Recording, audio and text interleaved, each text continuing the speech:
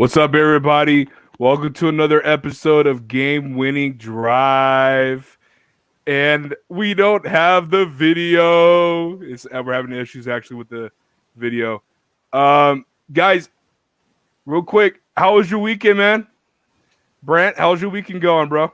It was good. It was good. I enjoyed watching some football. Got to spend some time with the family. A little sad we lost, but we played a good game, so I'll take it. Good deal, man. I appreciate. Yeah, I definitely hear you on that part. We'll dive into that a little bit later. Alex, how was your weekend, man? I know you're happy. I mean, weekend was great. Monday was a different story, but the weekend was outstanding. I just like I always say, I'm nervous with Baker at the helm. So I thought 28 points was enough, and it was just barely by 11. So we held on, got the win, going to the next round. Let's shock the world and beat Kansas City. Yeah, man. You really did shock the world, dude. It was. I kept thinking about you the whole game. I really thought the Steelers, just that type of game because you're up by so much that they could ease up on the gas, and Steelers were making a comeback, but thank God for Nick Chubb. More on that later, obviously. Guys, check it out on the bottom. As always, every week we are partnered up with Manscaped. I am not rocking the shirt tonight, but my co-host is in Alex. Your balls will thank you with Manscaped. 20% off, free shipping, order anything that you want to buy. Game Winning Drive, GWD 2020 is the promo code that you would need to use to get that 20% off, obviously. Crazy time right now on the buzz. So much is going on with interviews and this and that. We thank you guys so much. But check out this clip just to get a little bit more info. We don't have the clip. All right, I'm sorry. I'm being told we don't have the clip. We're going to move on. Okay, let's get into it. Let's talk about it, guys. First down, hot topics. We're going to go and we're going to talk about the coaching carousel, what's going on around the NFL. I know Brant's got a lot to talk about. We're going to talk about, did the Eagles make the right decision? What's going on with Robert Saleh? Where is he going to land? Eric Bieniemy, should he take the interview with Houston after Houston already came out and said, no, we don't want him? Urban Meyer seems to be the hot commodity around the NFL. We'll talk about that and dive in a little bit with that. We're going to go over the divisional round. The wild card round. Talk about the games, and then we're going to talk about we're going to talk about the divisional round and what we expect heading into this weekend. First and foremost, let's get into it. Brant, and obviously I got to represent the Browns. Got the colors on for Alex just in case they win this week, which is, by Zeus's beard, they have no shot at being KC, but it could happen. It could happen. We'll talk about it. Let's get into it, guys. Bombshell, kind of a bombshell dropped. Did the Eagles make the right choice on firing former head coach now, Doug Peterson? Brant, you're the guest. I want to start with you. Was it the right move, or was this a move to get the fire away from the owner? I think Howie Roseman should have been the one to go before Peterson. How are you going to take a coach who just won you a Super Bowl title 3 years ago and be like, you're out? I definitely think it goes to show how the fans in Philadelphia want to be and how that organization expects you to be when you're a coach there. Like you've got to win every year. And if you're not doing what you're supposed to do, they're going to let you go no matter what you've done for them in the past. I agree with you, man. I agree with you, and I definitely agree on the standpoint of Howie Roseman should have been fired first. Terrible drafting. We'll just go off of last year alone. Drafting Jalen Hurts in the second round after you give a long-term contract extension to Carson Wentz, which, hindsight is 2020. It didn't look good from there, but now it looks like, okay, that might have been the right choice. But we'll dive in further into that. Also, let's talk about the fact that he passed on Justin Jefferson for Jalen Reagor. There's so many things that we could dive into. Signing Carson Wentz to a long-term contract. There's so many things I could pinpoint on Howie's tenure since 2017 when they won the Super Bowl. 18 and 19 has not been, and 20 has not been good for Philly, right, Alex? Yeah, listen, they both needed to go. A regime change needed to be made. And the fact that they made Doug the scapegoat and then somehow how he talked his way back in the good graces for another is ridiculous, right? If I'm a head coach going there, I don't want to be under Howie. I've seen how he screwed Peterson. Like Peterson directly got fired due to Howie, right? It wasn't just Peter. I mean, listen, Peterson helped himself quite a bit by being stale with his offense, by ticking off his quarterback, who when they gave the deal, it was a good deal. But now it looks like a terrible deal because they drafted a quarterback, which pissed him off, which I don't blame him, right? He went the opposite way, though, of what Aaron Rodgers did, right? Aaron Rodgers said, I'm going to come out and show I'm the bad man who I am. Wentz got all in his feelings, and he fell apart, right? Now, Jalen Hurts, I think, is the future because I don't know how you repair that relationship with Wentz. If I'm Wentz, I demand a trade. I don't want to be in Philly anymore because you're going to have the same regime with Howie still there in charge. So I think it was a great choice to fire him. I thought he should have been fired. I don't care that he won a Super Bowl in 2017. The NFL is a very much what have you done for me lately, right? If Andy Reid could get fired from there, who was a much better coach, I don't care that he didn't win a Super Bowl there. He's a much better coach than Doug Peterson. Then Doug Peterson can get fired, right? But they did a half measure. They didn't fire Howie as well. Yeah, for me, man, the way I look at it, I was arguing with a bunch of Eagle fans. They loved it. They were praising it, this and that. But what's there to praise for? Why would any coach want to go in under this resume at Howie Roseman at GM? First of all, I don't think that was Doug's call to sit Hurts week 17. I think that's from the upper management. It's obvious, and it's obvious when his answer, according to Ian Rappaport a couple of days ago. I'm sick and tired of being told what I need to do. I want to start doing it my way. To me, that's just a cryptic response of, okay, Howie wanted that. Howie's call was that. We wanted a higher draft pick instead of me losing this locker room, which the Eagles currently, I believe, these players don't want to fight. Why fight for something that your organization has given up on you? But hindsight, like I said, is 2020. I wanted the Chargers to keep losing because I want a higher draft pick. I'm not the GM. I'm not the owner. The GM, you got to fight to get your job. So where does the fire go to? It has to go to Doug, or it's got to go to the GM because the owner wasn't expecting this backlash from the NFL and from critics across the NFL, right? So Brant, help me here. Help me. Where did Doug do the right thing by saying, was this more of a quit, or was this more of just, I got to fire one of you, I'm firing you, Doug? But his response didn't seem like he got fired. It's hard because I mean, Alex made a good point. Like, losing that last game the way that they did, like, that locker room was not great. I mean, Miles Sanders, who's a really good running back, came out and said, I don't understand why we're doing this. Like, you had that team busting their ass for 4 quarters. They should have won that game, realistically. That game was purely for the Eagles to win. The Redskins, or Washington football team, was not playing well that game whatsoever. Both teams were just struggling. And instead of letting his team gut it out to a win, I think he set it up earlier in the week talking about Sudfeld was going to play, saving Hurts. I don't think that came from him. I don't think he was interested in doing that. I don't know any coaches that would. Coaches don't care about losing to get an extra draft pick. You know who does? Owners and GMs. And so I do think it came down from them. They're like, you need to do X, Y, and Z. And then when the backlash happened, as bad as it was, he was the one to go. And he, you can definitely say he lost the locker room. But if I'm looking at the 7 coaching vacancies right now, that's the worst one by a mile. I don't see any other coaching vacancy right now that's worse than the Eagles. I agree. Alex, where does Doug go? Where do you go from this for Doug? Doug goes back as an offensive coordinator. I don't think he gets another head coaching job right away, right? I think he'll be an offensive coordinator on some staff. I mean, I heard Alabama's hiring bums and reinvigorating their careers. They did it with Sarkisian. They're going to do it with I'm blanking right now who they're hiring.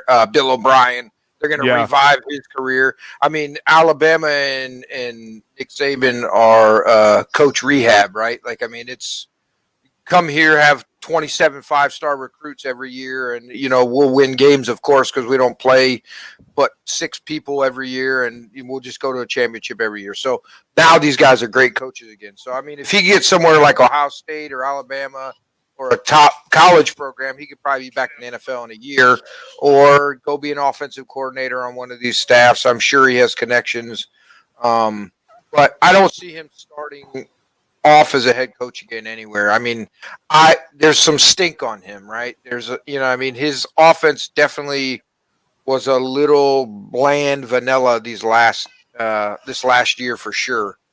So I think that's where he goes. I just am baffled that Howie was not fired as well. David Jones, he could have been a made man by refusing the quarterback change and blackmailing whoever called the shot. Yeah, he could have. It just looks like a mess. It just looks like a mess. David AJ, guys claim he was playing to win. If he was trying to win, then if he was trying to win, he should be coaching Pee Wee and Peoria. All right. So that's one opinion. All right, guys. I found the video. We're gonna go check out this Manscaped promo real quick.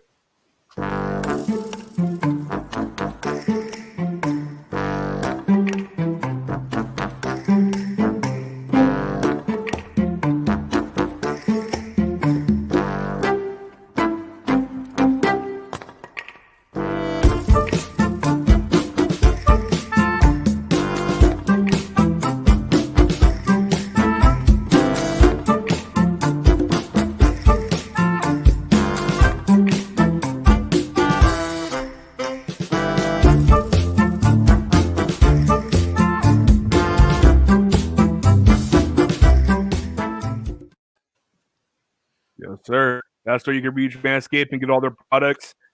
Like I said, bottom of the ticker. Use that code GameWinDrive2020 DWD 2020. Get 20% off.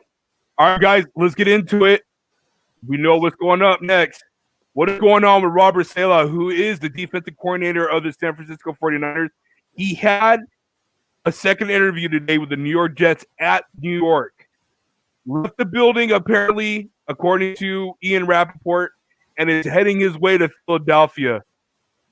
Brant, where is he going to land? He also has an interview with the Atlanta Falcons and with the Los Angeles Chargers. I would actually like to see him go to Detroit. I think he'd be a good fill-in and sort of come in afterwards of Matt Patricia. Detroit needs an actual coach, not just someone who's going to come in and Robert Saleh is a player's coach. Like, players are going to ball out for him, whether it's the first, second, or third string. And I think it'll be a whole different vibe. I think Detroit is entering that phase too, where you're going to get a good chance to sort of reinvigorate the team. I mean, Matt Stafford's getting a little older. You got a top 10 pick this year with Detroit. And they're not terrible when it comes to salary cap. So I think Detroit would be a pretty decent spot for Robert Saleh to land. Alex? I mean, if I'm him, I'm taking the Chargers job. That's the most complete team that you're going to have. You have your franchise quarterback, and him being defensive-minded, they have a lot of studs on defense if they can just keep him healthy. So if I'm a defensive-minded coach, I need to go somewhere where I have my franchise quarterback, because that's not my expertise. I'm not 100% in on that side of the ball, right? I'm mainly focused. My offensive coordinator is going to be my head coach for the offensive side, right? So I need my franchise quarterback. So I think the Chargers job is the most attractive out there, to be honest with you. I know everybody wants the Jags job, but listen, I think they've already made their mind up on Urban Meyer, which is going to be a travesty, and I can't wait to watch it unfold. Listen, the guy's a quitter. I was waiting for you to say something. He's an absolute snake in the grass. Yes, he won us a national championship, college football playoff. Congratulations. But it's just like Alabama. It's not hard when you're top 1 or top 3 recruiting classes every year. It's like getting 15 first-round picks every year. It's not difficult in college. So That's I can't awesome. wait. I mean, he failed in the NFL before. We have a myriad of coaches that have failed in the NFL. He's going to start getting migraines about week 7, I think, and then he'll be off in La La Land collecting his $10 to $12 million a year. So, yeah, but back to the subject. I think Saleh should take the Chargers job. I think with the people that they have on defense, he could really make that defense a top 5 defense in the NFL. I think he's a great coach. I agree. He is definitely a player's coach. He will reinvigorate them. But I'm not touching Detroit with a 10-foot pole. I'm not touching Philadelphia if you paid me $100 million a year as a head coach, because you just saw you get probably 1 to 2 years max there. I need a chance. Head coaches need 3 to 4 years really to implement their system, get their people in, get their draft picks in, everything like that. I think the Chargers will give him a chance. Although I think Anthony Lynn getting fired really hurts him, because I don't think Anthony Lynn deserved to get fired. I just think he deserved another year, because those players were fighting for him, right? When they had nothing to fight for but a draft pick, and they fought for him. So it's funny that you brought that up. I'm in a group chat with a bunch of my buddies, and they sent me a link of Danny Woodhead and Matt Slauson on a podcast. And they were talking about how terrible of a coach Anthony Lynn is. really, I guess the OC there for the Chargers now finally took the reins over, because Philip Rivers was doing his own thing from 2018 to 2019, and 2017 to 2018. 2019 is when he was having issues with Lynn. I guess there was a lot of issues between him and Rivers. And so Rivers was doing his own offense pretty much for 2 years. So this is all what they were talking about, how Anthony Lynn doesn't develop players, isn't a really good coach, isn't a player-friendly coach. He comes off as trying to be a hard ass, but all he cares about is running backs. That's it. So that was kind of alarming to me. So I was like, okay, well then maybe the Chargers were doing something right. Maybe Tom Telesco was figuring something out. But, for me personally, I agree with you, Alex. I'm with you 1,000%. I want to see Robert go to the Chargers. I'm high on Eric Bieniemy.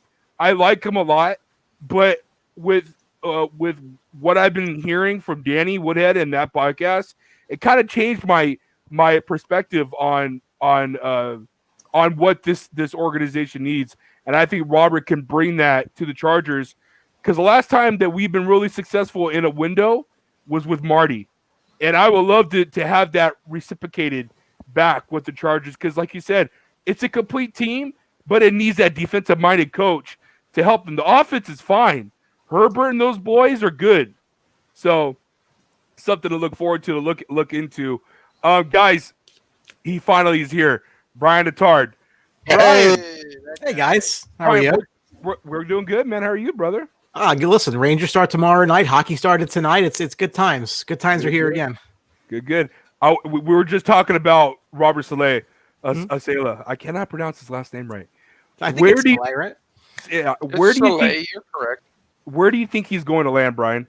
It's funny though. I was actually. It's interesting for him, right? Because to me, I think offense is the way to go with coaches, only because I think the game keeps moving more and more towards that. The defensive minds and stuff. I don't know that we're going to see, it's not a 50-50 split. I think if anything, it's probably 70-30. I heard you starting to talk about the Chargers. Drew, I don't know. I mean, I'd almost rather put an offensive genius around Herbert and just outscore teams. Like the Chiefs, for example, defense ain't that great, but they just blow the doors off you all the time. Right. So it doesn't even matter. And then if you go back to the TO Eagles with McNabb in 2004, their run defense was bad, but it was great because they were up 21-0 in every game, and then people stopped running the ball against them. So it makes your run defense look a lot better when teams have to throw on you and you make them one-dimensional. So when it's true that the best defense is a good offense, I don't know. I mean, I don't know that if I'm the Chargers, I really want a defensive guy. Bieniemy would be interesting because he brings that offensive pedigree. If you want to go with it, if you really want to put him somewhere where he could really help a defense, to me, it's Detroit. You guys are killing me, man. I'm so tired of hearing about Bieniemy. He's got the best quarterback in the history of ever. I don't give him any credit for anything. There's studs all over the place in that place. He doesn't get credit for any of it. So Brant is with you, Brian. Brant also said Detroit as well, and he's the hometown kid in Detroit. So Yeah. I mean that could push a narrative probably, but let's move on. So Brian, you talked about Bieniemy. The Houston Texans already came out and said that he wasn't even a target for them to interview. Should he take the interview now because of Deshaun Watson?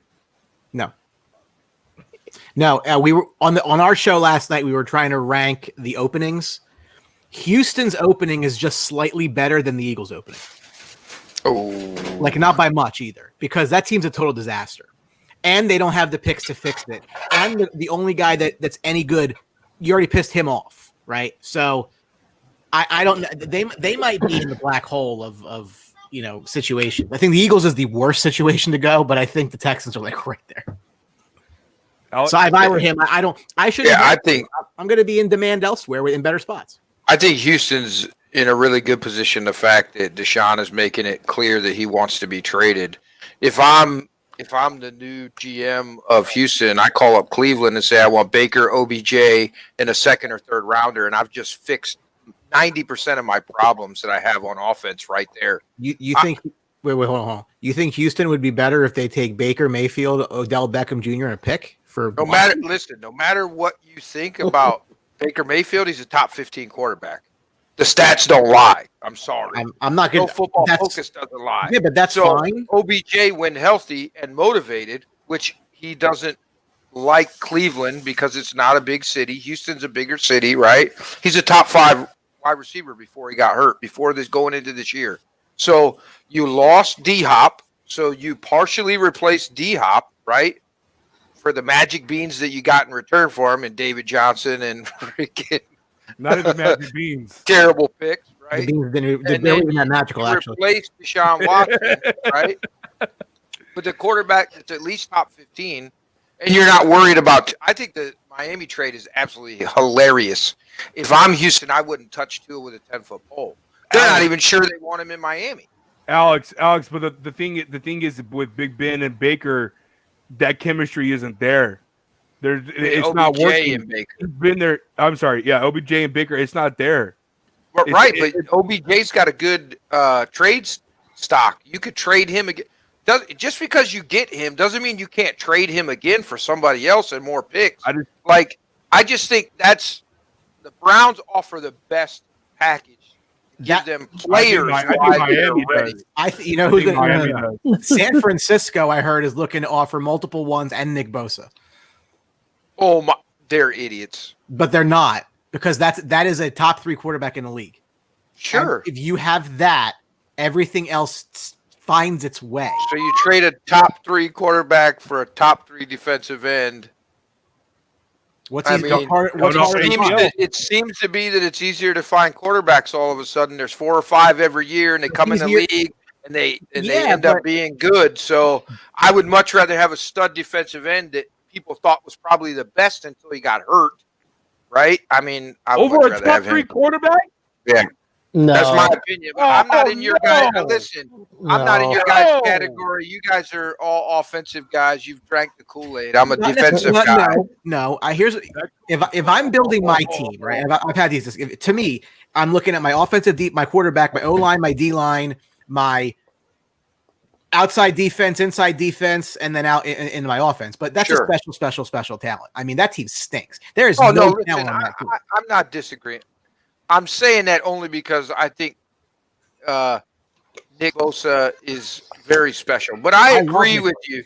I But I love agree with you. Listen, the trade is worth it, right? Like, I would trade Myles Garrett for Deshaun Watson. Yeah. I'm going to tell you that right now. And multiple 1 picks. 100%, right? But it just doesn't make sense to me. If I'm From San Fran, because you put yourself back a couple years, No, you're you not going to don't. get another stud DN. No, you don't. How do you figure? In my opinion, Defense is good. Half their defense is hurt every year. How but if I'm Houston, what I really need is a cost-controlled quarterback for the next 4 to 5 years, and Tua would give you that. Again, I don't think we've seen what he can really do yet. I'm not gonna sell the kid.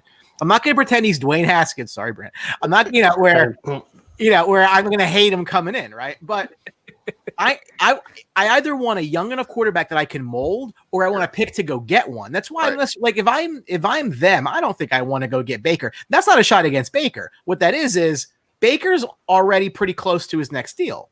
So I don't necessarily want to get myself back into a big.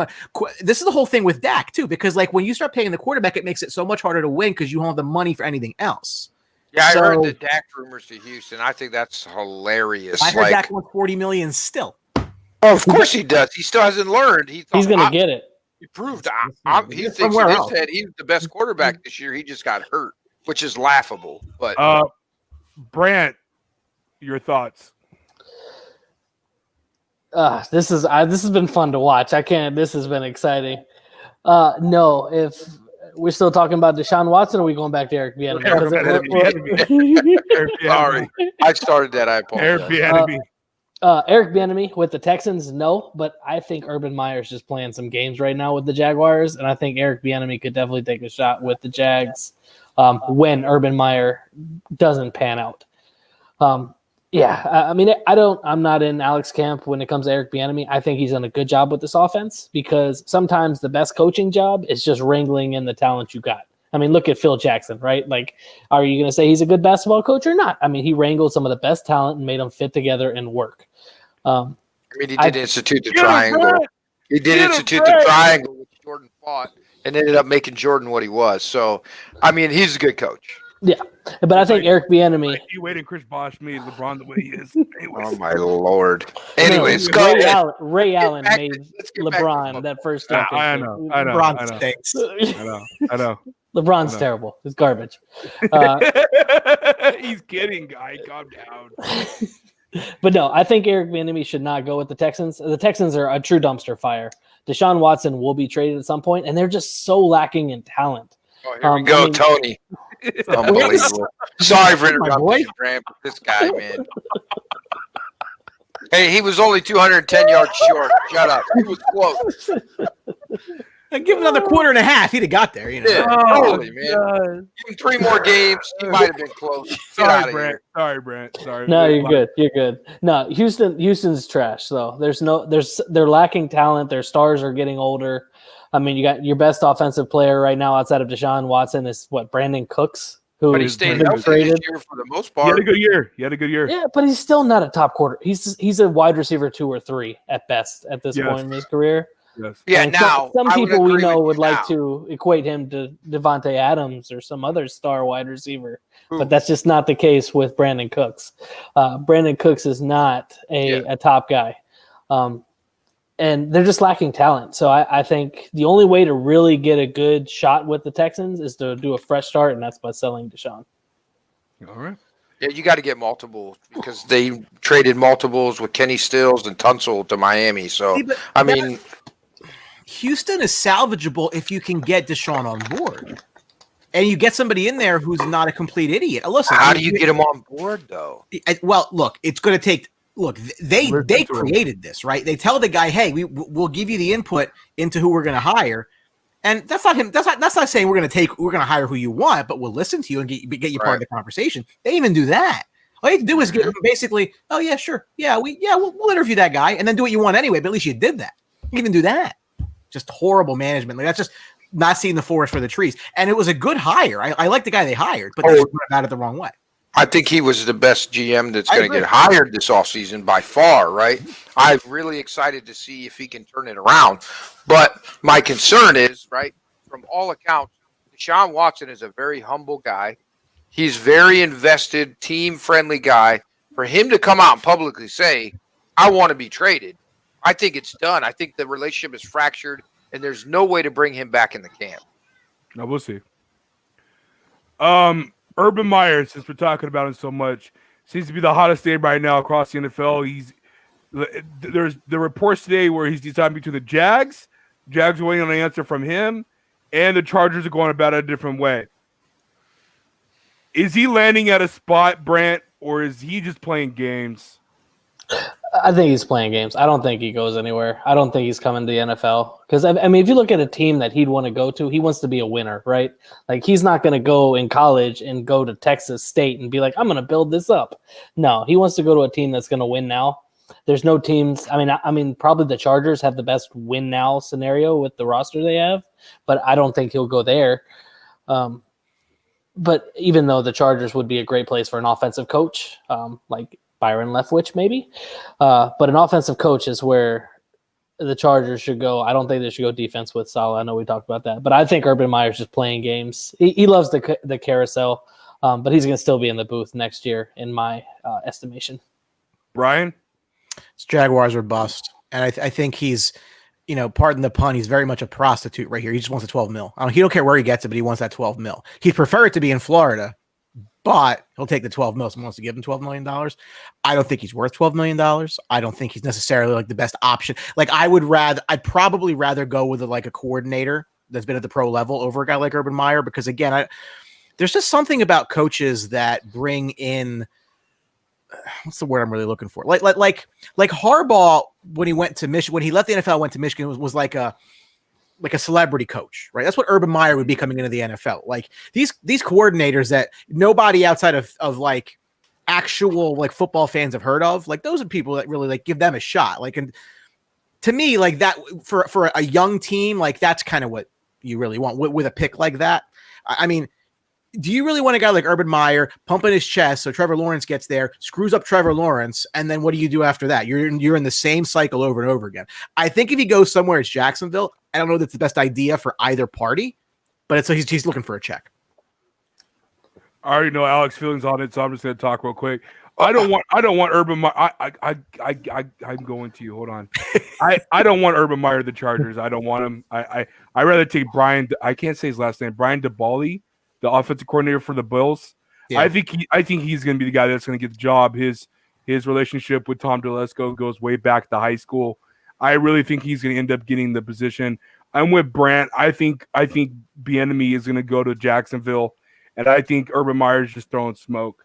I'll be honest with you. And if I'm a franchise, an organization, would I give a college coach with no prior NFL experience as a head coach $12 million? I couldn't do it. There's no way. I'd rather lure back Rex Ryan and give him 12 mil before I give it to Urban Meyer. And that's not knocking him down. Obviously, Alex is about to do it. But Alex, how do you feel about it? Go ahead real quick. Well, listen, Khan will definitely give him $12 million. I think Khan would give him 15 if he asked for 15. Like, Khan is trying to rebrand that franchise, right, and trying to put butts in the seats when we're actually allowed to put butts in the seats, right? And what is Urban Meyer going to do with butts in the seats, right? So he's got all that fandom from Florida, right? Won 2 national championships. I think he's a terrible pick anywhere, right? I'm not a fan of his in the NFL. Like I said, he doesn't get 25 first-round picks every year. You get 1. And so I just don't think he'll be successful. And I think a year and a half in, the Jags are going to regret it because he's going to get migraines and retire again. So, but I do think he ends up at the Jags. I think it's like they're going to give him the money and they're going to let him hire whatever staff he wants. And they're going to probably give him some GM control, which is a terrible idea. The college game is so much different than the pro game. And it's football, but it's not. I mean, it's just a completely different. And look at Saban, right? Saban 7 national championships. Football. Saban was terrible in the NFL. It's completely different. You can't just extrapolate the idea that you were successful in one that you'll be any good at the other. Yep. I mean, would Bill Belichick be successful in college football? I don't know. Can you recruit? Because that's really what's the name of the game there. It's just like, it's so different. Like even these guys who get these jobs. Think of, in Carolina, like, I don't know what that's going to turn out being. I mean, I'm going to give him the shot. That's fine. But like, what are my expectations? Yeah. Right. No, I think a good example of college coach coming in similar to Urban Meyer. Look at Steve Spurrier going to Washington in the early 2000s. Like how badly that played out. It was such like he was like, I'm gonna bring my experiment. no, it It's wasn't also- Patrick Ramsey. It was Danny Werfel from Florida, Shane Matthews from Florida. Those Yeah, helmets they wore bad. like one time are pretty cool. Well, yeah, I mean, Yeah. there's rumors that if Urban takes a job, he takes Fields over Lawrence, right? How insane would that be? That's good enough reason not to give him the job. Yeah. Exactly. 100%. Goodness. Let's final question for first down. Should Big Ben come back in 2021? There's been a lot of rumors going around. The tears in his eyes after the loss to Cleveland Browns. Him and Pouncey staying at the bench after the game for several minutes. Pouncey came out saying that they had an agreement with each other that one retires, the other one will retire. One plays when one play. Well, now it's been reported that Pouncey is now like 60-40 on retiring. Big Ben has no idea what's going to happen. He's going to talk. He's going to pray about it, talk to his family. Brant, let's start with you. Should he come back? What does he have to fight for in 2021? I mean, Pittsburgh's one of those teams. They got hit with some injuries earlier in the season. I mean, they looked good right until they played the Redskins, and then after that, it was just straight downhill. If I'm him, I think he's still got something in the tank. He had some good games.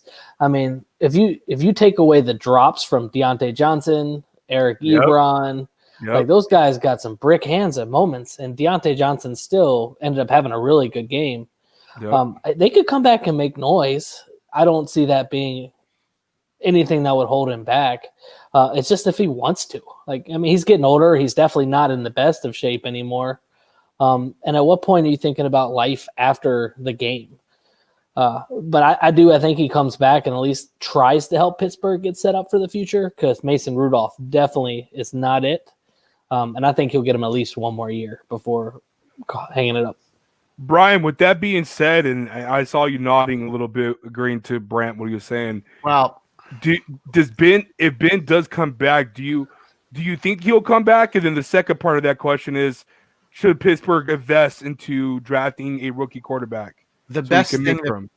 the best thing Ben Roethlisberger can do to help the Steelers is retire, because he's carrying a $41 million cap hit next year for a team that's got 203 in liability. This cap's going to drop, call it 175. So you're 30 million over right now. $30 million over the cap, and you have to like try to gut your roster to get below it. I mean, let's call it what it is. He's 38 years old. He's not what he used to be, and they're not really set up for him to be successful. I mean, he's not. You can't drop him back 60 times a game and expect to win that game. They can't run the ball. They need to totally like redo that entire offensive line for the most part.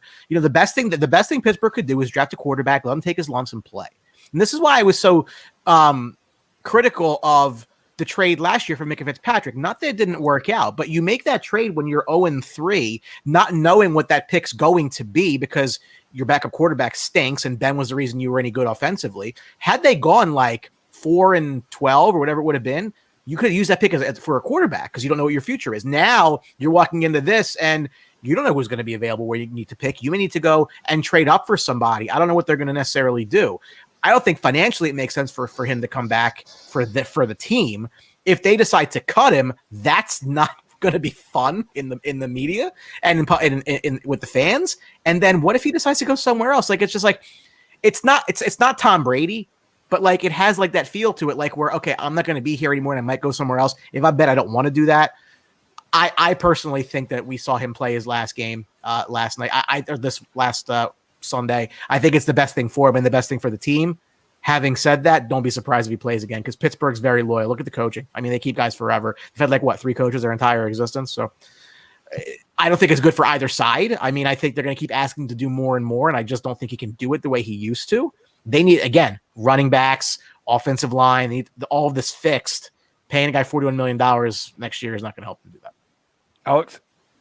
I pray about this every night that he comes back next year because he's a scrub, a shell of himself. I can't hear you. Speak up. He's an absolute bum now. He's a shell of himself. He There we threw the go. ball. He made 68 attempts in that game. They have no rushing attack. Right. I That's understand. not on him. He can't throw the ball further than 20 yards now. I'm okay with him Yeah, coming he back. can, Please come back, Ben. I'm Look at you begging pumping your you. chest because you got to win over I'm them. Look at begging you. you. We got 2 wins over him, by the way, but that's fine. I mean, neither here nor He there. didn't play last week. Yeah, He that- didn't play last Neither week. here nor there. No, but I mean, we just drug him up and down the field the last game, so it's no God. big deal. Oh, But anyways, my no, God. I pray that he comes Oh, back. my God. I really do. It's finally Yeah. nice to not be afraid of Ben Roethlisberger as a Browns fan because he's done. He's washed. He beat you the first game of the season. Okay, Yeah. cool. So what do you mean you're not afraid? Not afraid. He's washed. Brian, let me ask you, can they restructure his contract? I guess, but I mean, like, what are you really going to do? I mean, I would take away $20 million from that. yeah, but like, if you restructure, all you're really doing is adding money into the following year. He says he's going to play the following year, and then like it. You know what you just reminded me of? It's like the Eagles and Howie Roseman, right? Howie Roseman's this like wonderful cap genius. Like, oh, look at what Howie Roseman. Dude's got a spreadsheet with a mixed up formula. They're so far over the cap for next year that like all they've been doing is putting money into the future. Okay, cool. You go into debt. Congratulations. You are a smart GM, man. I'll tell you what, I'm impressed. I mean, that's what these teams are running into now, especially with that lower cap is, you know, the sins of the past are going to come up and bite them in the ass now. And it's the worst possible time for some teams. So could they restructure it? Maybe. I mean, it's really, but you shouldn't need to talk him into coming back either. Like he should kind of make that call. And you know what? Like if he wants to play, okay, well, Ben, if you want to play, we got to do this with your deal because we can't fill the roster. Okay. But that's him making. I mean, he's earned that. He's earned that with them. That's what I'm saying. I think he is going to come back, and I think he'll find ways to help this team out financially. I mean, if he does restructure the contract, I do believe that if he retires in 2022, I don't think that money will hit. So maybe there's a way that they can go around it. I don't know. I'm not a cap wizard, but for me personally, after what I watched last game, I think he's got more in the tank. I think he will come back next year. Now the question is Juju. Juju's gone. He's out. We might as well kick his ass out the door. He's gonna go find another place to go play. They got need it. Claypool. No, that's what I'm saying. They got Claypool, they got Johnson, and they got Washington. So they're fine receiving wise. He's an overpriced luxury. Yeah. They don't need him at all. There is So- no team in football that recycles receivers better than Pittsburgh. There's 100% always a agree. next guy, and I they're agree. good. Like it's not even like that you shove them into the role. Like they're actually good. Yeah, like I agree. how good is Johnson? Like Yeah. came out of nowhere and he's Got to fix his killing it. hands. He looked well. Wasn't Yeah. it like There's There's a more lot of talk. receivers that There's more needed to talk. fix their hands this year. who's the Hollywood Brown. I mean, I can name a bunch, man. the name is escaping me now. He was like a speedster before Antonio Brown got there, but he was the elite guy. Then Brown was the elite guy. Then Juju was the elite guy. Well, they made Santonio Holmes elite Mike for a couple Wallace. of years. Mike Mike Wallace was That's elite there what it for a was. couple of years. That's what it was. Yeah. Plexico Burris was elite there. I mean, It just they always have two. It's Mhm. like Star Wars. It's like the Sith. There's always two, and then one takes over from the Apprentice. mhm. Yeah, no, 100%. Yeah. All right, guys, stick it down. We're going to dive in and recap wild card games, and then we're going to talk about the divisional round. Check out this clip real quick.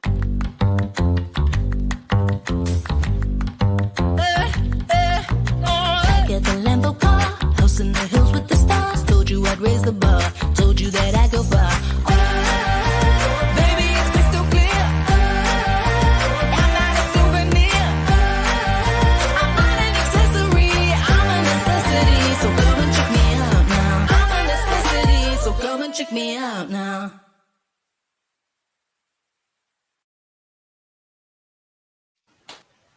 And that's where you can find the buzz on the social media apps, Instagram, Twitter, Facebook. Check us out. Or Let's get MySpace, into it, guys. No MySpace yet. We're not friends with Tom anymore. Damn. Let's take it down. Wild card. We're going to recap it real quick. I just want to talk about the game just for a little bit, get into the divisional round. Let's start with Brant. Colts 24, Bills 27. We were half and half, actually, believe it or not, last week with Alex, myself, Brian, and Tony. What surprised you of this game? I was surprised it was as close as it was. I know the Colts have a good defense, but I thought the Bills would come out and put it on them a little bit more than they did. I thought it was going to be at least 7-8 points. I mean, that it was down to 3 was pretty surprising. And if the Colts had a kicker that was a little bit more reliable, in this game might not end it the way it is. Yeah, exactly. That's my big shock with this. I just thought the Bills' offense was going to come out and do a little bit better than they did. Does it scare you for this week coming up? That'll be a question we'll talk about divisional round. Alex, real quick, Colts, Bills.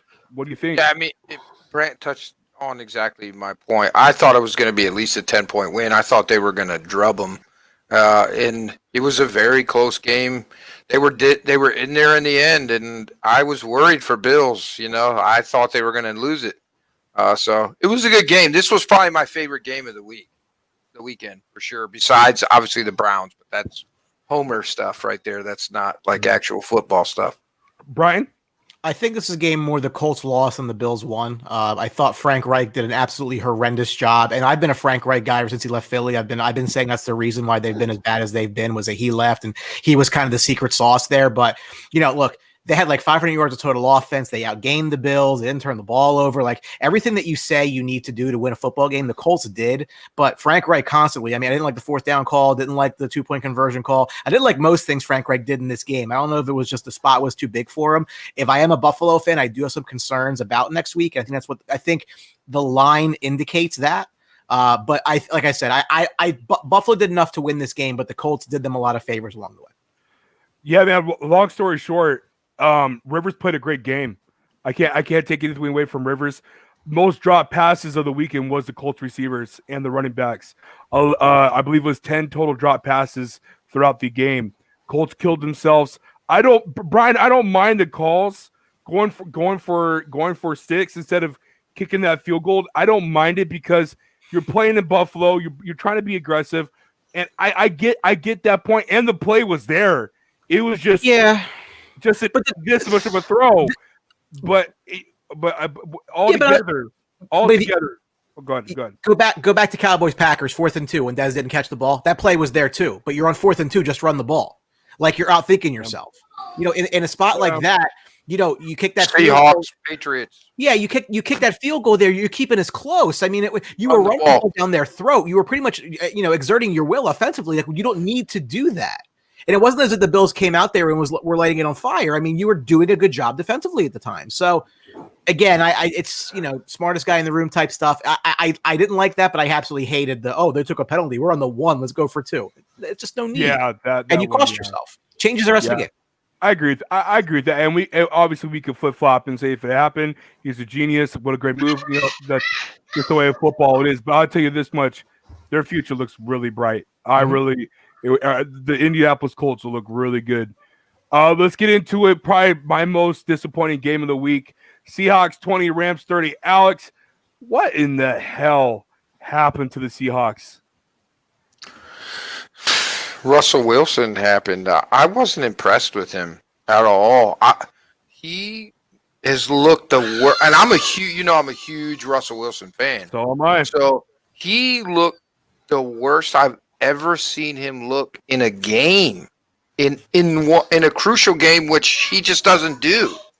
I don't know what has happened to him. I thought the defense played well enough until it got out of control, right? And then the score doesn't reflect the game. I never thought the Seahawks were going to win the game from the first quarter on. I thought the Rams had it the whole time.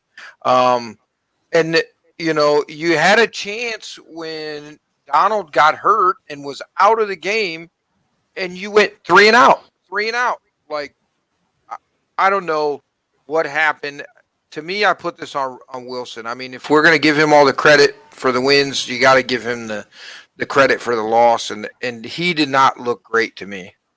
Yeah, I agree with you, man. No rushing attack at all from Chris Carson and this offense line. This offense line, obviously, Brian and Brant and Alex, has gone downhill. It's evident. Russell Wilson was in the top 5 most quarterbacks hits in the second half of the season. Also, Russell Wilson didn't play good. 17.7 QBR, his lowest career ever in his career.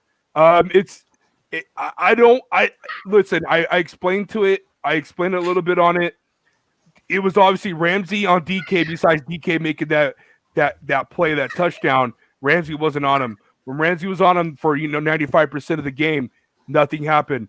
You put Tyler Lockett over the slot, and they're double bracketing and their coverages on him, basically making it where he can't get open.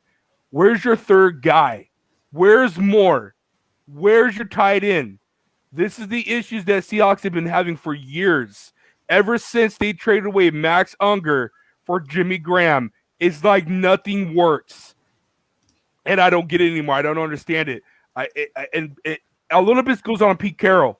I think Pete Carroll takes a little bit of blame here. He's been living off that Super Bowl run in 2013 for way too long now. They got rid of all their good defensive players, Earl Thomas, Richard Sherman. The list goes on. And nothing is working drafting-wise. I feel like they're not hitting besides DK. So there's got to be issues to go and talk with Pete Carroll and this defense because it seems like nothing is hitting. Brian, what do you got to say about Sean McVay?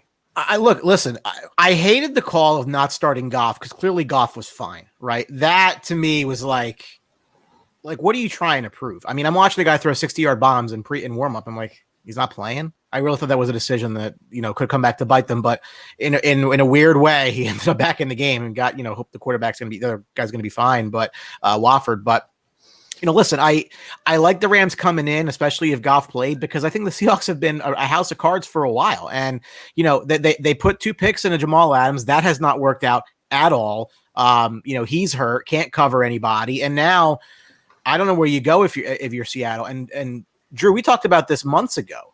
Yep. What does the salary cap look like in a couple of years? Because if you're going to give this guy a deal, I mean, Russ needs money. Bobby Wagner Russ and Bobby Wagner are going to make about half of your salary, $700 million or some obscene number. And they consistently don't draft offensive line help. They just rely on Russ, and Russ can only do so much.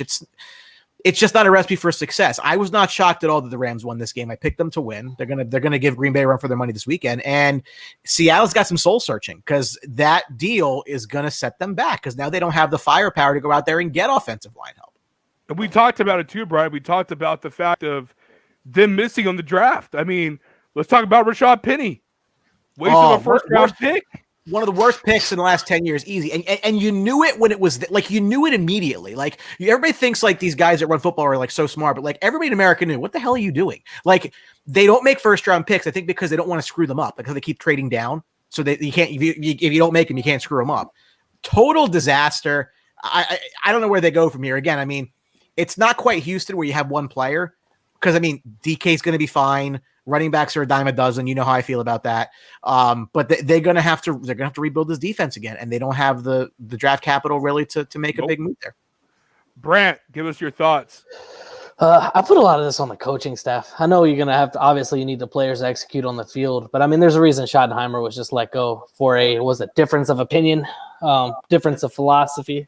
With this team, you've got way too much talent to be going out like this to a good Rams team, but they just laid down. Dissely and Hollister are decent tight ends, but I think they combined for 1 catch. The number 3 wide receiver was Freddie Swain. DK had a decent game of 5 for 96 and 2 touchdowns, but Lockett just disappeared. And the Rams just had their way with the offensive line. I mean, if you know what you're working with, your offensive line's busted, you need to do something to help them. Chris Carson averaged 4.8 yards per carry, but didn't reach 20 carries. I mean, you got to help your guys. That's what I'm saying, man. That's what I'm saying. I mean, as a coaching staff, you know what you're working with. You looked at the last few weeks of the year, you saw that this offense was starting to struggle. So give Chris Carson the rock, hit Carlos Hyde, get their running backs involved. You have talent on the offensive side, and the way that it came out in this game was just disappointing. And see, that's why I agree with you, Brad. That's what I was trying to tell the guys here is it's game of adjustments. Aaron Donald goes out, like Alex said, that's your meat and potatoes of where to run. And Chris Carson still wasn't running the ball. It just doesn't make any sense to me what they were planning once Donald went out. But like Brian said, a lot of soul searching. They got to figure out what they're going to do, because guess what? They don't get to pick in the first round for the next 2 years. So good luck to that.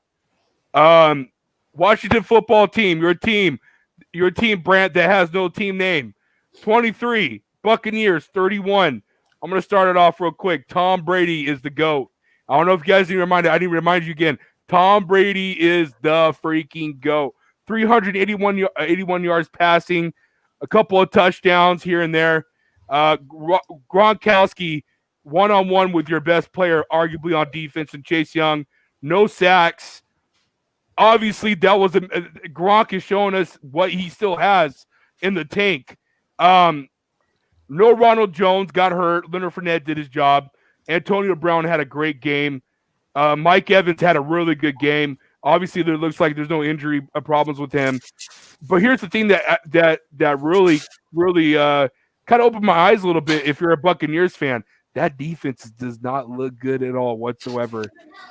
And I'm gonna tell you, you got to give props to the quarterback, Taylor. Heineke. Taylor Heineke. Makes you want a beer. Yeah, it does make you want to have Yes. a beer. You got to give it up to him, Brant, right?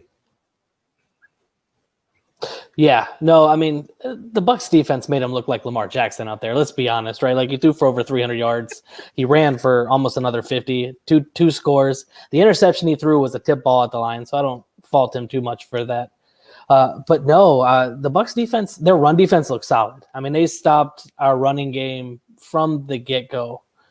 But it was all about Tom Brady. Tom Brady took the number 2 pass defense in the NFL, and he just shredded them over and over and over and over again. Ronald Darby had looked pretty good for Washington this year. He had a really good season, and he just got tore up repeatedly. Kendall Fuller, same thing on the other side. I mean, Mike Evans, he struggled in the first quarter, and I was like, sweet, this is the Mike Evans we're going to get. And by the end of the game, he had over 100 yards, and I was just like, goodness, this guy looked so hobbled in the first half, and he just gutted it out. And Gronk, like, how unselfish was he? He didn't catch a pass, but like you said, he helped chip in on Chase Young. Cameron Brate got most of the reception opportunities for the tight ends. And it was a good offensive game for the Bucs, but I definitely would have some worries about them going into the next game against the Saints. Definitely. Alex.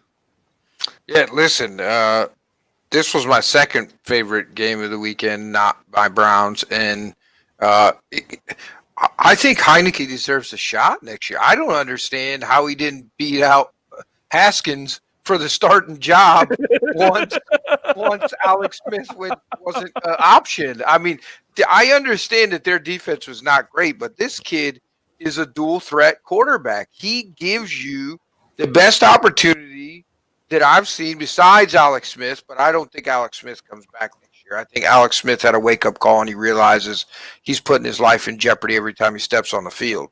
But Heineke, I think he gives you guys a legit shot. I think he deserves a shot next year because you're not going to be able to draft a quarterback this year because you made the playoffs. By that simple fact, you're going to have to get a fringe guy like maybe Trask from Florida, and I think Trask is a project, right? I don't know if he can give you what you need. I think Heineke might be your guy. I mean, you bring in a veteran maybe, like a Stafford or something like that, and you groom Heineke. You groom Heineke for your future. I really liked Heineke. I understand he was playing against an inept defense for the most part, but he made the plays he needed to make, and he made this game exciting. They only lost by 8 points, and they were predicting these guys to get run off the field, which I knew wasn't going to happen because your front seven's really good. So, the reason he wasn't a big part of everything is he didn't sign to the team until December 8th. Right. Like, I mean, if you're looking from today's date, he's been like 35 days, right? Yeah. So, I mean, the fact that he came in and played so well is really good. I mean, he was great at Old Dominion in college. He's been on multiple different teams. He came in for the practice squad because he had been with Ron Rivera before, and he played well. Do I think he's necessarily the answer? No, but I'd definitely give him a shot. I think he's better than anything we got on the roster right now. I think he's better than what Alex Smith would give, and I think he's better than what Kyle Allen gives us. But no, looking at the future going forward, I think Washington has a good team. Like, we have a good offense. I mean, we need another guy across from McLaurin. And our defense is solid. Like, I really like what the defense is going forward. And we have the 4th most cap space. So that gives, I Washington really like fans. Logan Thomas, but I liked him at Tech as a quarterback. But I knew he wouldn't be successful in the league as a quarterback. But that transition was great. I mean, I think he's what Tim Tebow would have been if Tebow would have played tight end. Like, I really like him. He creates matchup nightmares, I think. Yeah. Brian? I mean, look, let's not put him in Canton yet, right? I mean, let's look. He had a good game. He had a good game against a team with with not a lot of defensive pushback. He didn't not a lot of tape on the kid. Look, he came into a big spot, played as well as he could. I don't think anybody really came into this game expecting the Washington football team, to win, but they held their own. I think that's all you can really ask for. From a Tampa Bay perspective, the problem that defenses are going to run into is who do you cover? It's just there's just so many guys in the field that you have to account for. And that's the problem is if you're going to single up Evans or Godwin or Brown, I mean, someone's going to be open and Tom's going to find them. So, I mean, again, I think if you said before the game that they were going to score 23 points, you probably thought, oh, okay, they're in the discussion. I don't think anybody thought the Bucs had put up 31 on them. I don't know how that lends itself towards the future for the Bucs team, but I mean the defense is an issue. It's been an issue, but that goes back to what my first point was. This is an offensive league. It's where you hire offensive guys as offensive coaches because that's how you're going to win games, just by scoring points. I think a name to keep in mind, frankly, and I know Brant's going to want to punch me in the face when I say this, but I think if a guy to keep in mind at the quarterback spot for Washington is Cam Newton. Don't be surprised if it happens. There's already links going on. Knows Rivera, free agent, it's just money, have cap space. I'll laugh so hard. If it happens, don't act surprised. That's all. Let's go backwards as an organization. Let's go backwards. Agreed. I mean, unless you're going to run the power I formation every Did you time watch any New England games this year? He's not going. Hey, if he goes to Washington, I feel terrible for you, bro. I really do. I would too. Just throwing that out there. Don't be surprised. Hey, if that's the case, you might as well just ask Mark Burley to come back. What's he doing? Well, not I'm better shot with him. Mark Brunell, you mean? Mark Brunell. Mark Brunell was a pitcher. He might be a good quarterback too. Yeah. Maybe. Look like Mark Brunell at least. Ravens 20, Titans 13. Alex, Derrick Henry was supposed to run for 250. What happened, bro? This is the most disappointing game of the freaking weekend. The Titans had a shot. They just You damn right they did. They wouldn't abandon the run, even though they weren't getting any yards. Tannehill was slicing them up. I don't care if he does not fall. If that wide receiver does not fall down on that route, it's a different story. Peters did not make that interception. He cannot stomp on the logo and act like a thug that he is. Period. Like it was embarrassing if I'm a Tennessee fan. Absolutely embarrassing. I understand that Henry got you there, but you knew that was a stout run defense. You knew it was going to be tough. And if you threw the ball 60 times like Ben did against the Browns, I wouldn't have been upset because that was your advantage. You could have their big wide receivers matched up well. For me personally, I wrote in the column last week that the X factor for the game for teams would be Ryan Tannehill. He needed to be that quarterback that got paid that money and be able to carve up this defense when Derrick Henry is faced against a bulldozing defensive line that obviously they got away from the run. I mean, below 50 yards, guys. Derrick Henry, if he's not going, this team doesn't go. And so with that being said, kudos to Lamar Jackson for getting a dub. Now you don't have to worry about that anymore moving forward in the postseason. But let's not act like this was a Lamar Jackson show. This is Baltimore Ravens defense in and out, holding the Tennessee Titans to only 13 points. That's a win in itself already as it is. And that's with one of the best kickers of all time missing a field goal. I know that's why the game was 2013, let's be honest here. So, Tannehill had an opportunity. We saw in the first drive, A.J. Brown, Tannehill all day long, and then they go away from it. I don't get it. I don't understand it. If Henry's not going to work, you got to be that guy that can carve up defenses. And once again, Brian, I'm going to go to you here, but once again, we're left with question marks with Ryan Tannehill. Like, is he worth the money that he was paid, Brian? Inexcusable interception at the end of that game. And that lost them the game. And listen, if you really look at it, Tennessee scored 3 points after the first quarter. I mean, Baltimore really, really hunkered down and really just stopped. I mean, look, everybody knows you have Derrick Henry's 2,000-yard rusher, who we find out 2,000-yard rushers don't really do that well in the playoffs historically, apparently. And worked its way here today. They shut down what you do. You have to be able to do something else, and they couldn't do it. And give full credit to it. Look, Lamar Jackson, this game looked like it was going to get away from them in the first half, and he had that great run in the second quarter, just changed everything. Full momentum change after that. It was a 50-some-odd yard run. And that can happen. And it's demoralizing when you are in the defense, when you were doing such a good job against the other offense and he just pulls something like that. There's no defense for that. But Tennessee, again, the offense was a problem. I don't really know how you fix it because, again, now you're stuck with Tannehill. Tannehill played very well throughout the year. Look, I've been a critic. I'm not, he got them there. I mean, they won their division, but he did not have a very good game in this game. And that's what happens in the postseason. It's a different game in the postseason. He didn't play very well. At the end, they were in this game. They had a chance to tie the game. It was his ball that got intercepted. It's just down to it. It's his fault that he threw the ball before the guy slipped, right? That's hilarious, Brian. I mean, the ball was perfectly thrown. If the wide receiver doesn't slip, it's a completion, and we're talking about a different outcome, most likely. I just look at it and, like, again, you score 3 points after the first quarter. You should have been in that spot. Agreed.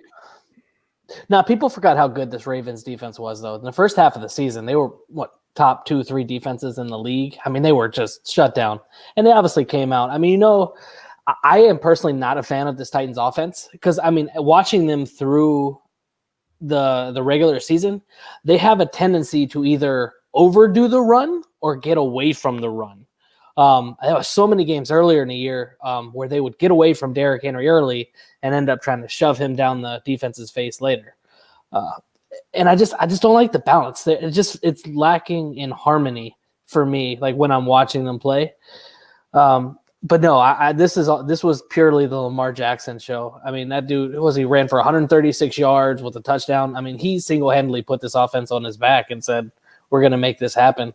And I said, people just forgot how good this Ravens defense can be, and they just happen to have one of their best outings of the season. Alex, real quick. Oh, yeah. I already talked about it. Remember? I was okay. the first. I went first. My bad. Real quick, guys. This is the most boring game of the week for me. Bears and Saints. Nothing much to talk about it. We knew where this was going in. I thought the score should have been more, but it was 9-21. Oh, it is what it is. Drew Brees had a good game. 2 touchdown passes, I believe, right? One to Michael Thomas and one to Jared Cook. And then Alvin Kamara touch. Look good. Bears terrible. Their defense, they held their own to the most part against this high-powered offense. But that kid that missed that trick play, wide open touchdown, I don't know his name, but Bears are missing a lot of players, Brian. When I watched the game, they were missing Mahoney. They lost Anthony Miller. They were losing 2 linebackers.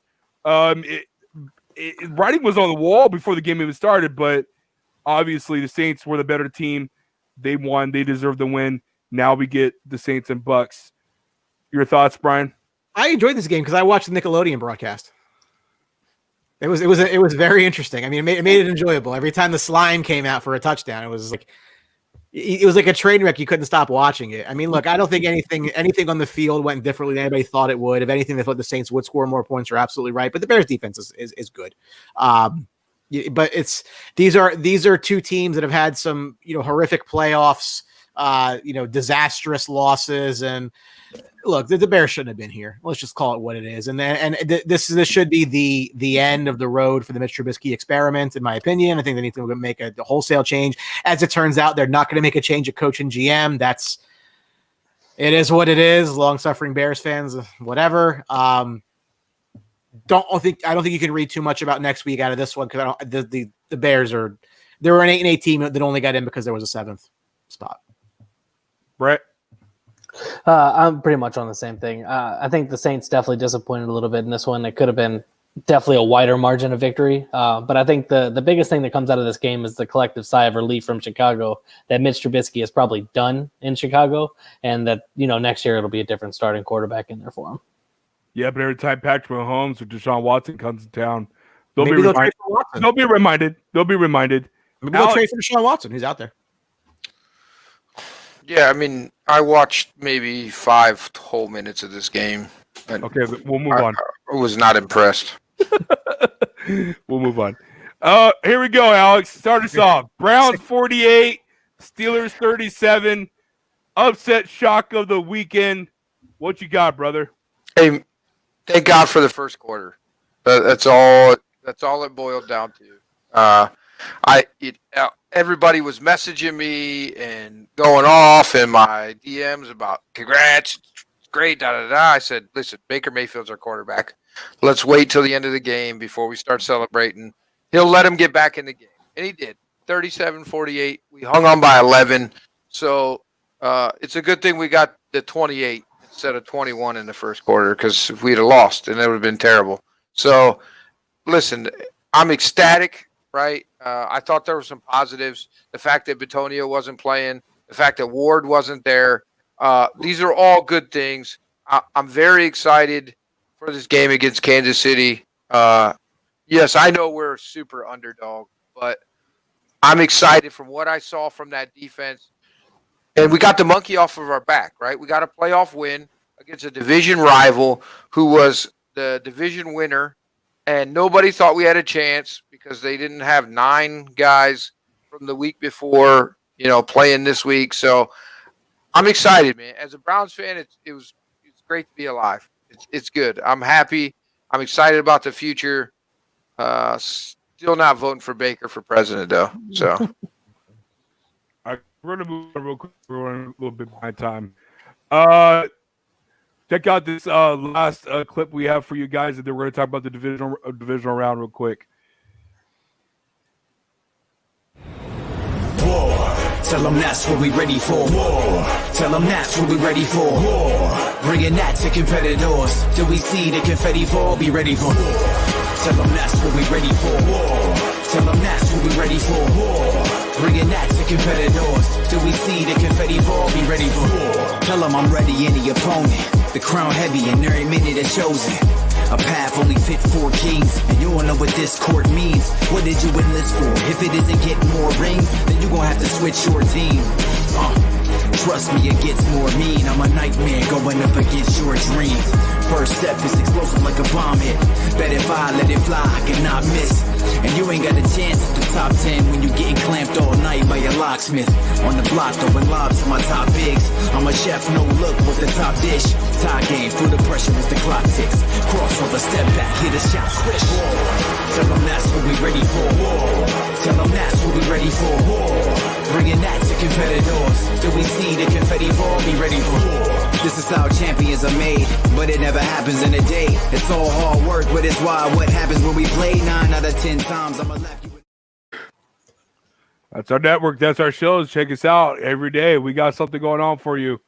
All right, boys, let's get into it real quick. Green Bay Packers is the first game of the weekend against the Los Angeles Rams, the 1 seed against the 6 seed. Brent, who you got and who's your X factor? Give me Green Bay, and I think Green Bay is so happy that the Rams happened to beat the Seahawks, because I think the hardest team for the Packers to play against is the Bucs. I think the Bucs match up really well against them, and I think having the Rams come in will be a nice test because there's good defense. But Devontae Adams is going to be my X factor, because Jalen Ramsey's probably going to be on him, but I expect at least 15 targets for Devontae Adams, and I think he gets over 100 yards. Alex. I'm going Rams. I like the defense. I think Donald is he lives rent free in Aaron Rodgers' mind. I think it's going to be a great game, and I think he's going to dominate. So he's my X factor. Okay. Brian? I don't necessarily know this was the matchup Green Bay wanted. Tampa coming into the cold is different than Tampa playing in Tampa, and I think they own one from earlier in the year. I do think Green Bay wins this game, but I agree. Devontae Adams is going to get, it's a great matchup with Jalen Ramsey. So to me, I got 2 X factors here. Number 1, I need Aaron Jones to take over this game, because I may not be able to find Devontae Adams as often as I would like to if I'm Aaron Rodgers. And also, they need a second receiver, or possibly even Tanyan, to do something, because again, if you cannot rely on Adams for volume, you need to be able to spread that ball around. And that's really been their problem for a long time is they have that one guy, but they haven't really had anybody else step up. So, Valtez Scantling, Robert Tanyan, Lyon Lazard, like someone's going to have a good game so that it's not all on Devontae Adams. Because, again, you're going up against Jalen Ramsey, who should have been the Cowboys pick in that draft. Green Bay wins the game, though. I agree. I got Green Bay. My X factor for me is Aaron Jones. I think this team's going to go as far as they can with the running game. I think Devontae Adams is going to be pretty locked down with Jalen Ramsey. I can't wait to watch that. Cool fact, Devontae Adams in all playoff games with Green Bay, he's had 100 yards in the TD. That tells you something how big of a player he is in the big time games. But my X factor is Aaron Jones. This running game has to be established. A side note: the guy that they just signed to play left tackle or right tackle from Bakatari being out for all year, he can't play. He tested positive for COVID, so he's missing out on a tackle. So it's gonna be really interesting to see what they're gonna do with the passing game with Aaron Rodgers and the weather. I really do think, Brian, I'm agree with you that Aaron Jones is gonna be that guy. So he has to be that guy. This is my favorite game of the week. Buffalo Bills, 2 seed. Welcome the Baltimore Ravens, the number 5 seed. Alex, we're going to start with you. Who's your X factor, and what's your prediction? I think Josh Allen is my X factor. And I think that Stephon Diggs is going to really show out and really prove that he's a top echelon wide receiver in this game, and I think the Bills win. I'm not going to say they blow them out. I think it's going to be a nail biter, but I think they score a touchdown late, maybe win by 8, something in that range. Brian. Something tells me that Dawson Knox needs 2 touchdowns in this game. I think that they're going to be able to lock up the receivers on the outside again, and they'll get theirs, but it's not going to be one of those, like, I don't see a high scoring game here. Especially with the weather. Knox is a big target, caught a touchdown in the game against the Colts. But listen, I mean, if it's a snow game, again, Lamar's never done that. Defensively, the Bills are not the Bills of old. I mean, they've really taken a hit defensively from last year compared to now. So they better outscore teams. I think Josh Allen's had such a great progression this year. I'm going to go with them. I mean, again, I wasn't overly impressed with the Bills last weekend, but maybe that's one of those things where, okay, we got by with our B game. Let's learn from this. McDermott's a good coach, so I think Buffalo finds a way to win just because I think they're a better team. After that, I don't really know, but. Give me Buffalo to win. The line, though, I think is begging for Buffalo action, so that scares the hell out of me. So if they do win it, I don't know if they cover. Game is so similar on both sides, strength-wise and weakness-wise. The only difference I see here is that Buffalo's running game is really sketchy. Zach Moss is out for the rest of the postseason. He's gone. Singletary has been so inconsistent this year, guys. They don't even trust him in the goal line red zone area to hand him the ball. Fumble issues after confidence issues are low. I'm honestly looking at this as not a Dawson Knox game, Brian. I'm looking more as a Cole Beasley type of game. They need him desperately. Most targets in the last 10 weeks has been Cole Beasley at the slot. They line him up at the slot. Marcus Peters is going to be on his side. Probably going to put Stephon over there just to have him over there to deal with Marcus Peters. I think this is going to be Cole Beasley's game to shine and for him to rise. And I think Josh Allen will be, for the second consecutive week, be the leading rusher for this team. A lot of run playing designs for him, just like Lamar does. But I trust Josh more than Lamar when it comes to passing. And I'm rolling with Allen, man. I got to roll with him. I'm rolling with the Bills. I'm with you, Alex, as being a nail biter. I think this might go down to the rookie kicker for Buffalo, fixing the demons that they have in the 90s, and I think he's going to get that field goal to help Buffalo get to the championship game against. We'll talk about the team later. Brant. I like Buffalo in this one, and I got sort of like a 1A, 1B. I like Gabriel Davis on the outside, rookie out of UCF. Okay. I really like him. Like, I like him so much, I picked him up in my dynasty league because I see that guy he's for some Still didn't reason. help you. You had one good game against me. Calm Still down. didn't help you. Whatever.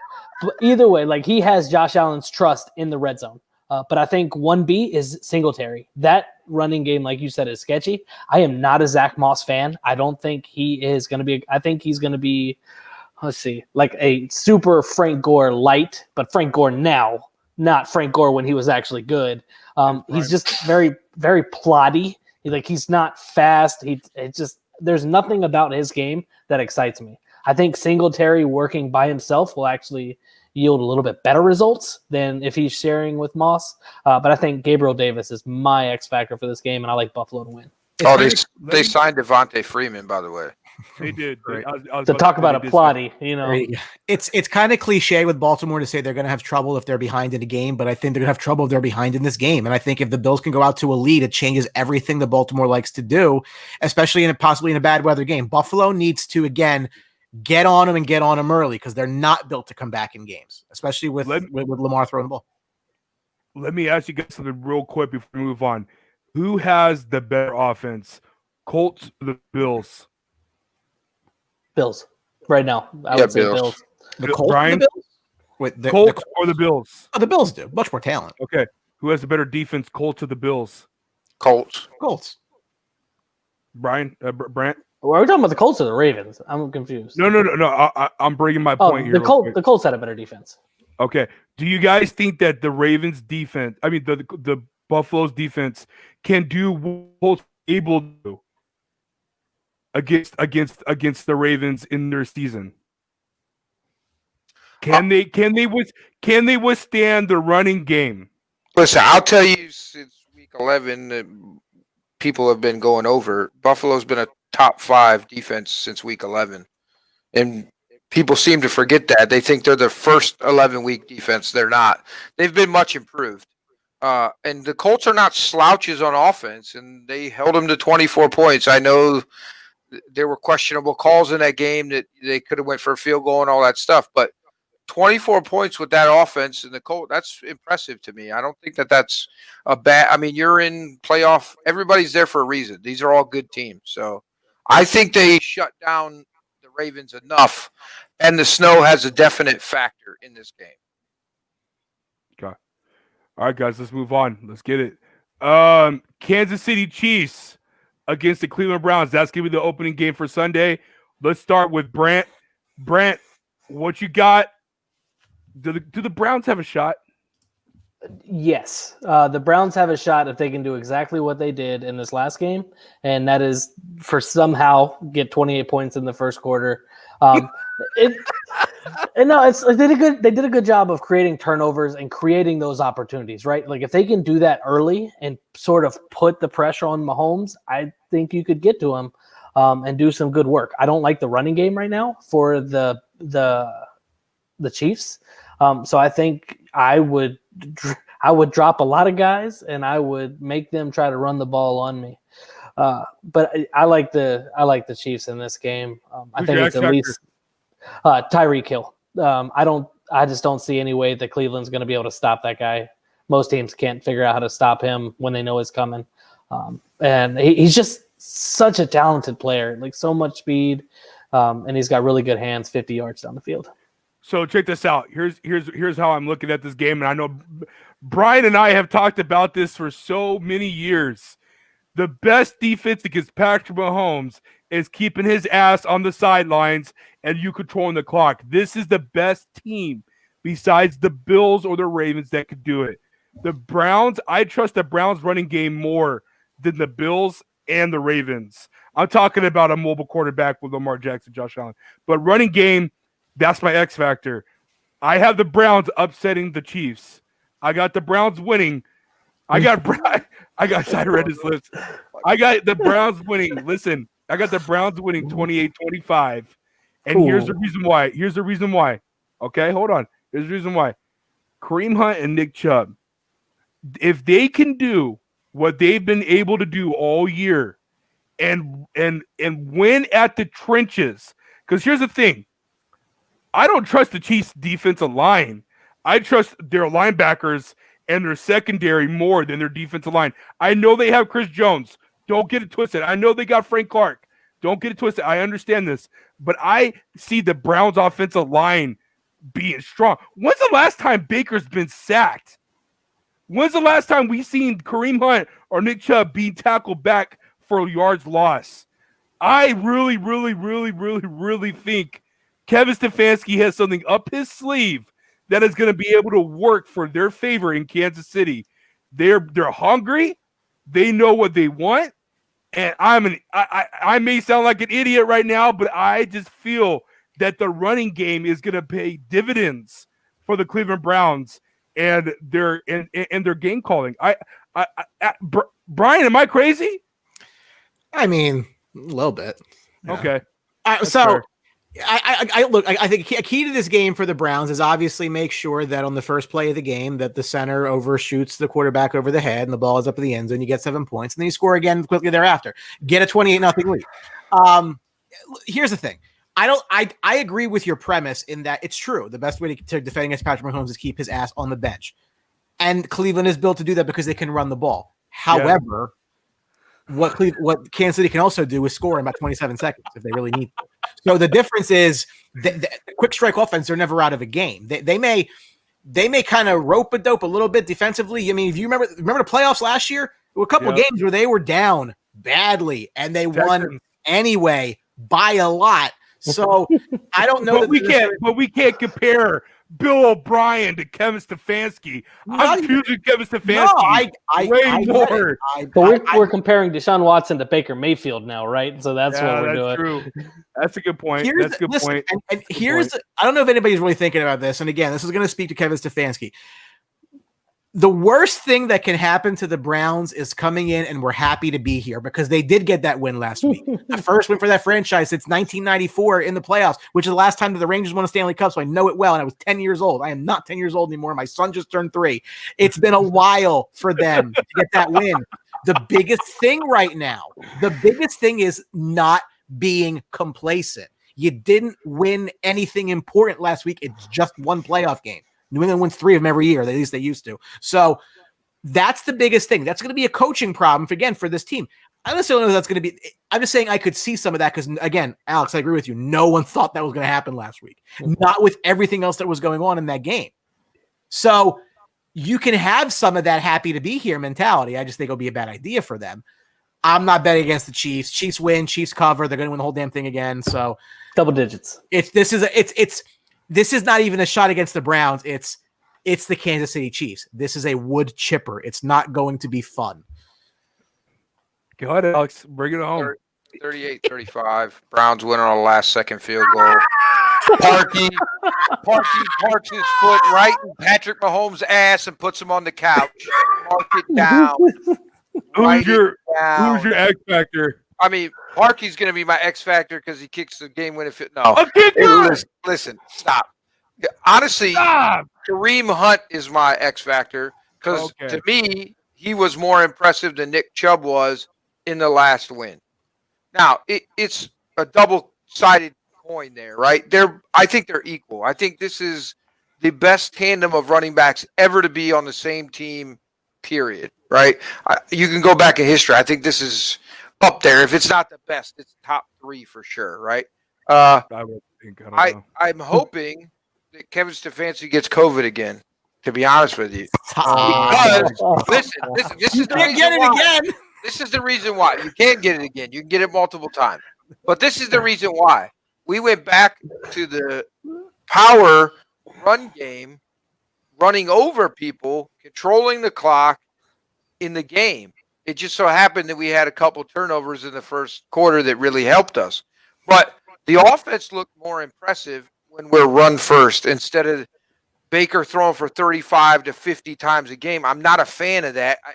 He's not built for that. He's too small. He makes poor decisions. He threw into double coverage a couple times in the Steelers game. We just got lucky it wasn't an interception, right? But I think we shock them. I think it's 38-35. I think we start running the ball in the first half, and we keep it going for the first half.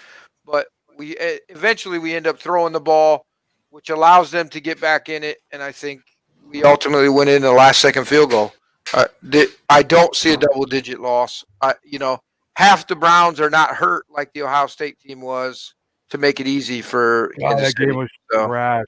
well, I mean, 4 of our starting defensive linemen are gone. 2 of our offensive linemen get hurt in a game. The best running back in the last 3 games, who had over 600 yards in 2 games, got hurt the first play of the game. Now, is Alabama a better team? 100%, right? They're probably still going to win the game. Are you really talking about college football right now? But they're not. They're not. Moving on. I don't 28 care about points college better. football. Yeah, whatever. Okay. The Saints go against Tampa Bay Buccaneers, which is my second favorite game of the week. Let's start with Brian. Brian, this is the third time these teams are gonna meet up. Saints own it 2-0. Tom Brady, can he produce the magic this week? Can they get the win over the Saints? Because this is the game that really matters more than those 2 games in the regular season, like we talk about all the time. What you got? Who's your X factor? Who's your prediction? I agree. And Brady's never lost 3 to the same team in 1 year. But again, that was in New England. Things are a little different now. I mean, Tampa owes him one. I mean, the last time these 2 teams played on national TV, I mean, New Orleans went in there and literally like wiped the floor with the Buccaneers. The X factor to me here is the entire Tampa Bay defense, because you have to be able to keep the ball out of the end zone. The Bucs are going to score. Saints defense is excellent. I'm not taking anything away from them, but the Bucs are going to score in this game, and they'll run the ball. They'll throw the ball. You can't cover everyone. So they need a defensive effort. I don't know that they're going to get it. Having said that, it's not as if the Saints are necessarily a team that can win shootouts. I mean, they're not the same defense, the same offense that they used to be. Breeze can't throw the ball down the field. So it's going to be a Kamara game. You're going to see a lot of slants, obviously, from Michael Thomas. This to me is the absolute hardest game to cap, because I think it's the best game of the weekend. I think it's the best quarterback matchup of the weekend. The Saints have beat them twice. I've always say it's so hard to beat teams a third time, but actually statistically you usually do win the third game, I think 2/3 of the time. Something tells me, and again, it could be the final game for Drew Brees if they lose. I think the Bucs find a way. I don't know why I think that. I think it might be just a Brady over Brees thing, but they can beat you so many different ways. But having said that, if the Bucs defense is what we saw last weekend, it's not going to be, and it will get into a high scoring game. And in a high scoring game, I think the Saints might be able to again. I think they have much more talent on the offensive side of the ball, running the ball, passes, whatever. Better defense, because the Saints will have a much better defense than the Bucs won this game. I'm going to go off my gut and say this is a game where Tom finds a way to win. Yeah, for me, Brian, you hit all the right points. We could talk about matchups all day long against these teams. Lattimore is going to be on Evans. That's already guaranteed. We all agree that's going to be the matchup between him and Evans the whole entire game. Here's the difference I see, Brian, from the last 2 games they played to now. Antonio Brown is he's game ready. He's in this offense. He knows where to go. Rob Gronkowski is game ready. He's ready to ball out and play. The thing that scares me the most, Brian, is the running game. Is Leonard Fournette going to show up? Can they emphasize the play action, in which Tom Brady has thrown the most play action, believe it or not, this season? That's what Bruce Arians loves, is the run, play action, throw deep. Can this happen? Can the Buccaneers play an entire game, and can Brady bring that Brady magic against the Saints? I look at the Saints, they have a better running game. I do think that Drew Brees is getting back to his old familiar self. It has to be the Tampa Bay defense to be able to play against this offense and keep them from the end zone. Definitely, 1,000% I agree with you, Brian. With that being said, my gut and the pit of my stomach, I can't bet against Tom Brady in the playoffs. There's just no way I can. I can't do it. He has a chip on his shoulder, right, Alex? We talked about it all year. He's got a chip on his shoulder. He wants to, even to make the Super Bowl without Bill Belichick, is already proving the doubters wrong about what he's able to do. Can he do it at 43 years old? He's got to win 2-3 more games to win the Super Bowl. Can he do it? Is he able to do it? He's got the weapons. The defense needs to step up. The offensive line is playing great. Can they keep him upright where he can move in the pocket? I think he can. I got the Buccaneers winning this game, guys. 31-28. Go ahead, Brent. I like the Bucks in this game. Just going off, it's terrible. Like I even thought about changing this like right now as y'all are talking because I'm like, this is way too much hype for Tampa Bay right now. But the strength of the Tampa Bay defense is stopping the run. Stopping Alvin Kamara is everything in this game. If you're able to do it, you're going to win. If they can't stop Alvin Kamara, the Saints are going to win. I mean, that's the X factor. The X factor is Alvin Kamara versus that run defense. Michael Thomas is the primary threat on the offense. I mean, he's going to get his double-digit targets for sure. Emmanuel Sanders will get some mixed in. Jared Cook will get some. But the most important part of this game is going to be Kamara versus that defense. And I don't see Tom Brady with all his weapons losing this game. Alex, finish it up for us, brother. I hate all of you. Thanks, bud. This was going to be my hot take that the Buccaneers are going to win. You guys were all supposed to pick the Saints, and it was supposed to be nice and easy. So listen, there's no reason on paper to pick the Buccaneers because the New Orleans Saints have absolutely dominated this matchup all year long. But I just believe in Tom. I truly believe in Tampa Bay. I told you that Gronk was they only needed him for the playoffs. They didn't need him in the regular season when everybody's freaking out. He's a shell of himself, da-da-da-da-da. He's looked impressive. He's blocking. He's best blocker in football at the tight end position. Still holds that title, I believe. I truly believe that he's going to have a big game, 6 or 7 catches in this game. I think he is the X factor in this game, to be honest with you. I wanted to say the secondary of the Buccaneers, but I don't trust them as far as I can throw them.